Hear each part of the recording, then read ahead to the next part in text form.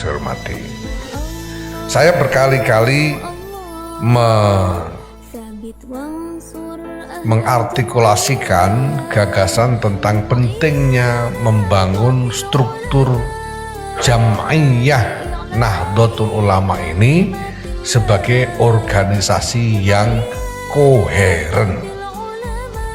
Koheren itu artinya bahwa antara satu bagian dengan bagian lainnya di dalam organisasi ini, antara satu tingkatan dengan tingkatan yang lainnya di dalam susunan kepengurusan organisasi ini harus padu, harus menjadi satu bangunan yang utuh dan tidak terpecah-pecah satu sama lain, tidak terpisah-pisah satu sama lain.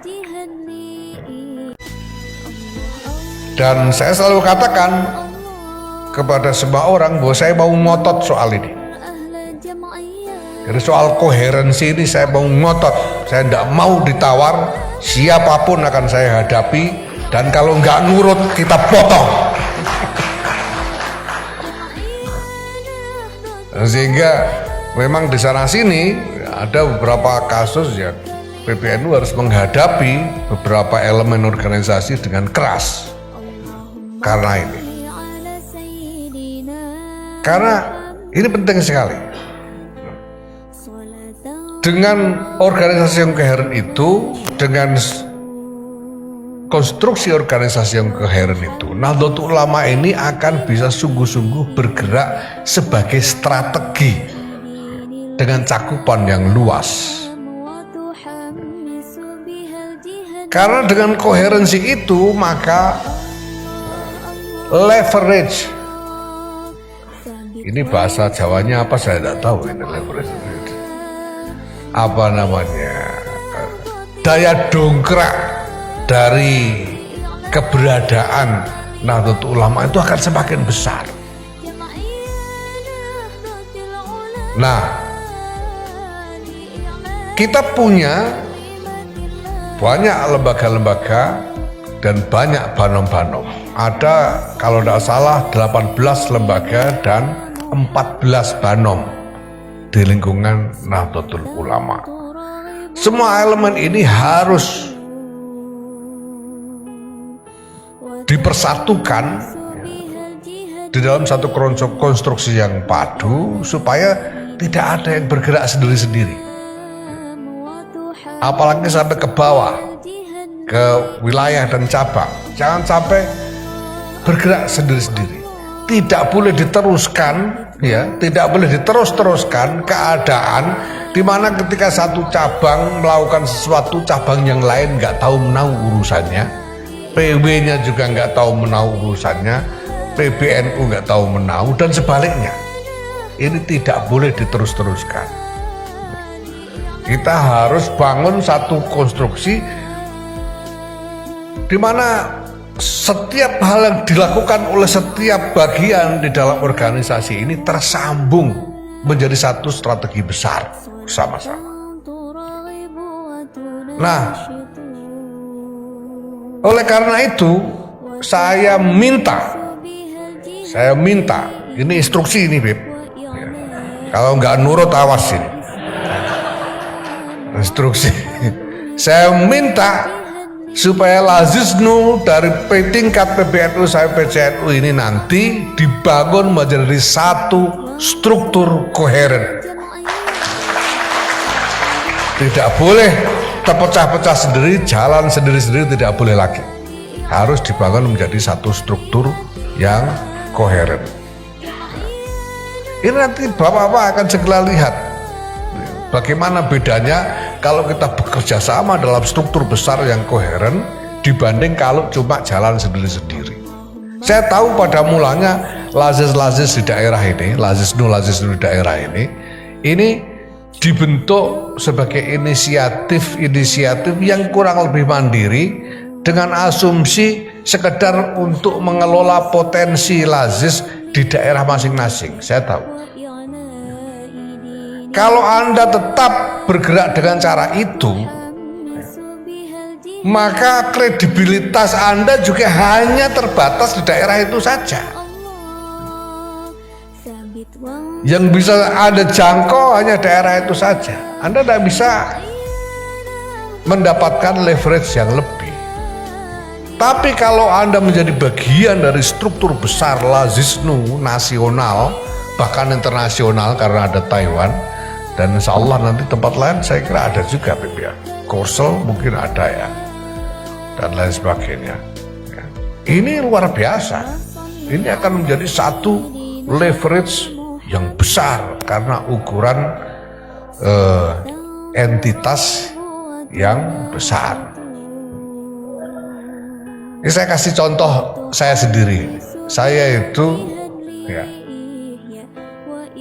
kemarin laporan tahun 2022 ya, dimasukkan sebagai salah satu di antara 500 tokoh paling berpengaruh, tokoh muslim paling berpengaruh nomor 19. Nomor 19. Ini belum sampai. Ya. Saya itu sebetulnya dari kemarin-kemarin udah biasa masuk situ, itu udah biasa ya. Dulu kemarin. Cuma nomornya nomor 250 dulunya itu. Nomor 250. Begitu saya jadi ketua umum PBNU langsung jadi nomor 19. Ya. Kenapa? Apa bedanya? Bedanya kalau dulu-dulu itu yang diukur ya saya pribadi. Yang diukur itu saya pribadi. Ya tergantung apa yang saya kerjakan ke sana kemari. Makanya ya nomornya cukup 250 saja.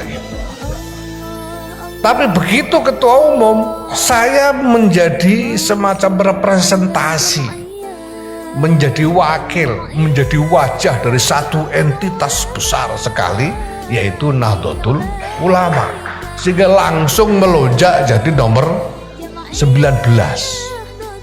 Jadi sebetulnya maka saya bilang yang dapat nomor 19 itu bukan saya, tapi NU. NU ini nomornya 19 ya, mudah-mudahan nanti bisa naik lah ke pedapan habis ini ya. Nah demikian juga sampai di daerah ya, di Trenggalek misalnya, kalau cuma ngurus Trenggalek saja ya kredibilitasnya cuma segitu-gitu itu. Tapi kalau Anda hadir sebagai bagian dari keseluruhan lazisnu nasional ini, Anda punya kredibilitas, punya otoritas yang jauh lebih besar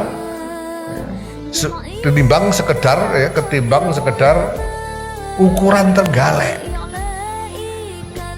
Begitu juga daerah-daerah yang lain. Maka sekali lagi saya minta sebagai instruksi Ketua Umum PBNU supaya lazisnu ini nanti dibangun dalam satu struktur yang koheren, sehingga apa yang terjadi di lazis daerah ini semuanya menjadi catatan nasional dan strateginya pun strategi nasional.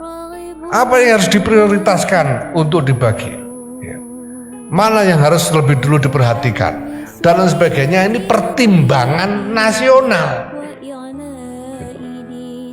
Karena jangan-jangan nanti di Kebumen itu sampean merasa ini ada orang yang butuh mendapatkan tauzik, tapi sebetulnya ada di daerah lain yang jauh lebih membutuhkan, sehingga harus diprioritaskan. Ini Bapak Ibu sekalian, prinsip yang sangat penting untuk kita bangun ke depan. Nah, selain itu, ya, saya ingin ingatkan bahwa karena ini bukan sekedar lembaga zakat infak sedekah biasa, panjenengan ini bagian dari Nahdlatul Ulama. Nih, ulama ini harap diingat baik-baik ya. Ini bagian dari ulama. Maka di dalam menyelenggarakan urusan-urusan zakat, infak, sedekah.